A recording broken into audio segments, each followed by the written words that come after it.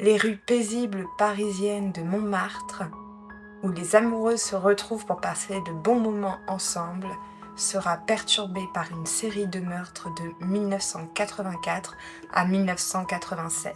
Les vieilles dames de Paris meurent de peur. Bienvenue pour un nouvel épisode Silence, on cherche.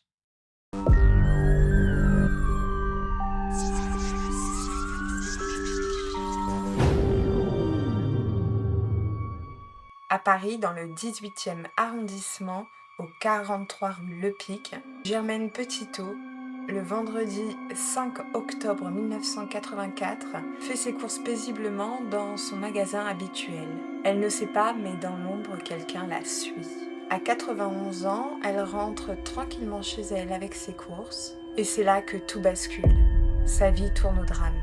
Un homme la pousse dans son appartement, la violente, la frappe, et lui vole tous ses biens. Son appartement sera complètement saccagé, tous ses biens précieux seront volés et l'agresseur la laissera pour morte dans son bain de sang. Mais Germaine survivra miraculeusement.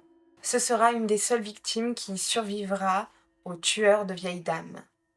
Se rendant compte des erreurs qu'il a ou qu'ils ont fait, ils ne se contenteront plus juste d'agresser et de voler, mais cette fois-ci, ils tueront. Le même mois que l'agression de Germaine, 8 autres meurtres seront commis, avec toujours le même mode opératoire. Berthe Finalteri, la deuxième survivante des agressions, sera la clé de l'enquête. Grâce à elle, après 4 ans de terreur dans les rues parisiennes, un portrait robot du suspect sera fait et aidera à résoudre l'enquête. Mais avant d'aller jusque-là, voyons qui sont les premières victimes. Après l'agression de Germaine le même jour, Anna Pontus, âgée de 83 ans, sera assassinée dans son appartement du 10 rue Saunier dans le 9e arrondissement de Paris. Elle sera retrouvée battue à mort et étranglée dans son appartement.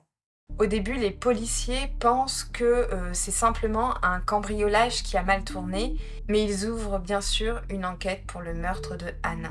Lors de l'enquête, ils vont faire des prélèvements ADN et le prélèvement d'empreintes digitales qui ont été laissées sur place. Ils espèrent en faisant cela que le meurtrier est déjà dans leur base de données. Le 9 octobre 1984, c'est Suzanne Foucault qui sera retrouvée donc morte dans son appartement dans les mêmes conditions que Anna. Elle sera battue, étouffée et tous ses biens précieux ont été dérobés.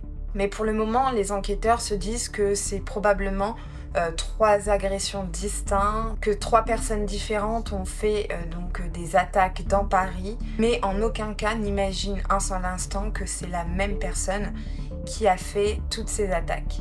Il faudra attendre une nouvelle victime pour qu'enfin l'hypothèse d'un tueur unique soit mise en avant par les enquêteurs. Ce sera Yona Sekaresco, âgée de 71 ans, qui perdra la vie par étouffement dans son appartement le 5 novembre 1984 dans le 18e arrondissement de Paris au 60 boulevard de Clichy. Le mode opératoire sera exactement le même que pour les 3 dernières victimes. La personne sera victime d'une effraction chez elle, sera frappée, étranglée et tous les objets de valeur seront dérobés.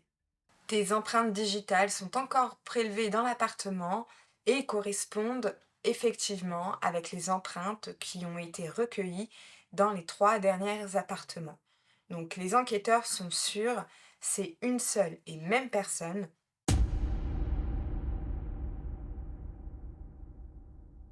Elle fournit une description minutieuse de son agresseur. Donc elle dit qu'il fait 1,80 m, qu'il est métis, les cheveux décolorés et portant une boucle d'oreille. C'est ainsi que le commissaire Francis Jacob fait le portrait robot du potentiel suspect.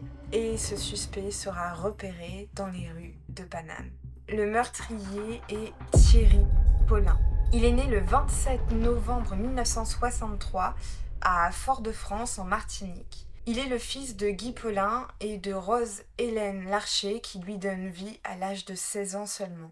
Le père reconnaît donc Thierry mais part en métropole, donc à Toulouse plus exactement 2 jours après sa naissance. et donc abandonne Rose-Hélène et Thierry. La jeune adolescente ne pouvant pas assumer son jeune fils qui vient de naître, elle le donnera à garder à sa grand-mère paternelle, donc à la mère de Guy qui l'a abandonné pour partir en métropole. Mais la mère de Guy n'avait pas prévu de se retrouver avec un petit garçon de quelques mois sur le dos, en sachant qu'elle est gérante d'un grand restaurant en Martinique et donc qu'elle n'a pas beaucoup de temps pour elle. C'est donc sans surprise qu'elle délaisse complètement l'éducation de son petit-fils. Pendant les 10 années où il va passer chez sa mère, elle, se remariera et donnera naissance à 5 autres enfants. Elle récupérera Thierry à l'âge de 10 ans. L'intégration dans sa nouvelle famille recomposée avec ses demi-frères et ses demi-sœurs ne se passe pas très bien. Il a beaucoup de mal à trouver sa place, surtout en métropole. À partir de ce moment-là, son comportement est de plus en plus problématique, surtout à l'école. Il est en échec scolaire et loupe, malgré la vocation qu'il avait choisie, son CAP de coiffeur. Donc à 17 ans, il décide de devancer le service obligatoire de l'armée et s'engage immédiatement. Il intégrera le 14e régiment d'infanterie et de soutien logistique de parachutistes, où il est affecté dans le salon de coiffure du régiment. Mais les autres soldats le rejettent complètement car il est coiffeur et homosexuel. Lors de son service militaire, il aura le droit à une permission en 1982 et pour la première fois, il agressera une femme de 75 ans à Toulouse, où son père se trouve. Il sera arrêté. Il écopera de 10 ans dans un premier temps d'enfermement, puis condamné à 2 ans de prison. Et à ce moment-là, il est viré immédiatement de l'armée. À sa sortie de prison, il rejoindra sa mère dans les Hauts-de-Seine, à Nanterre. Et c'est en 1984 que Thierry trouve enfin une vocation. Il sera embauché dans un bar gay en tant que serveur, qui est renommé, entre autres, pour ses spectacles de travestis prestigieux. Son rêve à lui, c'est de briller sur la scène, de revêtir des robes extravagantes, de se maquiller et de se donner en spectacle devant tout le monde. Il veut être à la tête de l'affiche, que les gens l'attendent à la sortie, qu'il soit adulé. Mais il ne se lèvera jamais dans ce bar au statut qu'il aurait désiré. Mais en même temps, Thierry, dans ce bar, rencontre l'amour. Il tombera amoureux de Jean-Thierry Mathurin, avec qui il aura une idylle amoureuse et qui arpentera le monde de la nuit. Il fera énormément de soirées en sa compagnie où l'alcool coule à flot, où la drogue passe de main en main et où l'extravagance est de rigueur. Il manque rapidement d'argent pour continuer à avoir son train de vie.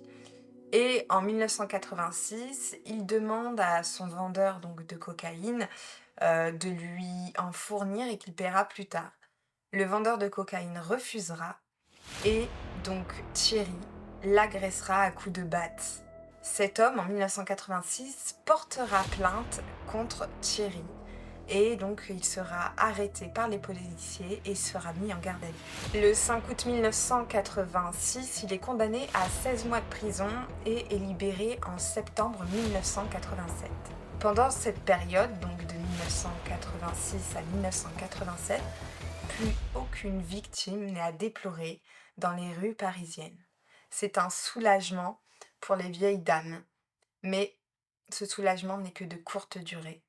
Les meurtres reprennent en novembre 1987, soit un mois après sa libération, mais les derniers meurtres sont toutefois un peu moins agressifs que les premiers. Ça veut dire que les vieilles dames ne sont pas tabassées à mort avant d'être étouffées ou étranglées. Bon, ça reste tout de même horrible, mais ça a quand même une petite importance dans cette affaire, le fait que le mode opératoire est un tout petit peu différent des premiers. Parce que les policiers, à ce moment-là, se disent que c'est probablement un nouveau tueur qui reprend exactement le procédé de Thierry. Mais je vous donne en mille, c'est Thierry qui reprend ses activités pour pouvoir continuer à avoir de l'argent et retourner dans les endroits huppés de la ville chaque soir. Des empreintes seront relevées dans les appartements des 2 dernières victimes, qui sont Rachel Cohen et Geneviève Germont. ainsi que dans l'appartement donc de Berthe Finalteri qui a survécu à l'agression. Et effectivement, les empreintes correspondent. C'est bien Thierry qui a assassiné les 2 dernières victimes. Pendant cette période de quelques mois après sa sortie de prison, Thierry apprendra qu'il a le sida et qu'il ne survivra pas parce qu'en ce temps-là, il n'y avait pas encore les traitements qu'on connaît aujourd'hui. Et sachant que sa vie de toute façon est comptée, que ses jours sont comptés, il va faire énormément de soirées en compagnie de personnes qu'il connaît, dont son avocat qui l'a défendu dans l'affaire précédente contre l'agression du mec qui l'a battu pour avoir de la cocaïne. Il fêtera d'ailleurs ses 24 ans avec une ribambelle de personnes et cette soirée lui coûtera 14 000 francs. J'ai pas fait la conversion en euros, mais bon, c'est quand même pas mal. Le 28 novembre 1987, il fait cette fameuse soirée qui coûte 14 500 francs, qui finance d'ailleurs avec l'argent des victimes. Le 29 novembre 1987, au soir, il invite de nouveau une vingtaine de personnes dans son restaurant préféré de Pigalle. Et le 30 novembre 1987, il organise la dernière fête qu'il fera dans une boîte de nuit avec des diplomates africains. C'est sa dernière soirée de liberté.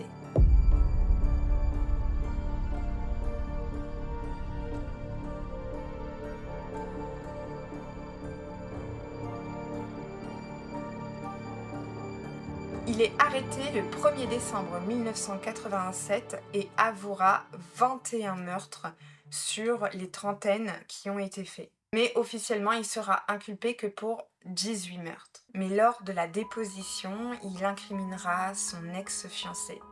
Jean-Thierry Mathurin, qui donc était en couple au moment des faits avec Thierry, sera lui inculpé pour 8 meurtres des 21. Lorsqu'il a été arrêté, il s'était rangé, avait arrêté de consommer de la drogue et de l'alcool et s'était mis en couple avec un homme travesti qu'il avait rencontré. Thierry Paulin, le 16 avril 1989, est retrouvé mort dans sa chambre suite à une overdose de médicaments qu'il prenait pour lutter contre le sida. Il sera donc jamais jugé pour les actes atroces qu'il aura commis. Mathurin, lui, le 20 décembre 1991, est condamné à la réclusion criminelle à perpétuité, assortie d'une peine de sûreté de 18 ans.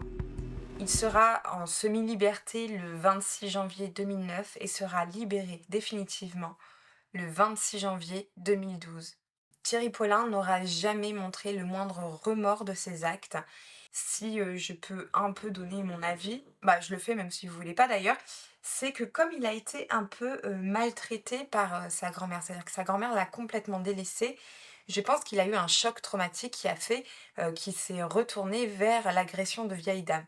Au-delà que ce soit plus facile que d'agresser des garçons ou des hommes ou des femmes en bonne santé et avec tout leur potentiel et toute leur capacité physique, je pense qu'il y a vraiment quelque chose de psychologique derrière. Il faut savoir également les empreintes des 2 personnes qui ont été relevées donc dans tous les appartements jusqu'en 1985, c'était les 2 mêmes personnes, les empreintes des 2 mêmes hommes, donc qui ont été arrêtés, qui sont Thierry et Jean-Thierry. Mais pour les meurtres qui ont été faits après la libération de Thierry, donc les empreintes du tueur, mais aussi d'autres empreintes. Et ces autres empreintes qui étaient sur place et qui étaient donc les mêmes dans les 3 appartements, on n'a jamais trouvé qui c'était, donc il y aurait probablement un 3e meurtrier qui n'a jamais été inculpé et qui a toujours été en liberté. De plus, comme je le disais, dans la 2e vague de meurtres, je vous disais, les meurtres étaient moins violents parce qu'il les a fait probablement seul. Ça veut dire qu'il y a potentiellement un 3e suspect, mais même s'il y a un 3e suspect, il était probablement moins violent que Jean-Thierry Mathurin. Et en fait, on ne saura jamais pourquoi il a fait ça, ce qui est assez perturbant. Et sa propre mère a donné une interview qui dit qu'elle ne comprend pas pourquoi il a fait ça. Comme je le disais, il a eu plusieurs chocs psychologiques, il a été abandonné par sa mère, Son père l'a renié complètement quand il a su qu'il était homosexuel. Il a été raillé par ses camarades d'infanterie. Sa grand-mère l'a pas très bien traité. Il a eu du mal à s'accorder avec ses frères et sœurs. Son arrivée en métropole a été hyper compliquée parce qu'il a été victime quand même de racisme. Il y a quand même une accumulation de beaucoup de facteurs qui font que il a très mal tourné. Je dis pas que ça excuse ses actes, loin de là, mais il faut pas oublier que dans toutes ces histoires, il y a souvent une cause psychologique. Donc voilà, moi je reste un peu sur ma faim sur cette histoire parce que on n'aura jamais le dernier mot et même Mathurin n'en dira jamais plus. Merci d'avoir regardé cette vidéo jusqu'au bout, n'oubliez pas de partager, de vous abonner et de liker. Je vous dis à la semaine prochaine pour une nouvelle vidéo et surtout, faites attention lorsque vous rentrez des courses, on ne sait jamais qui est derrière vous.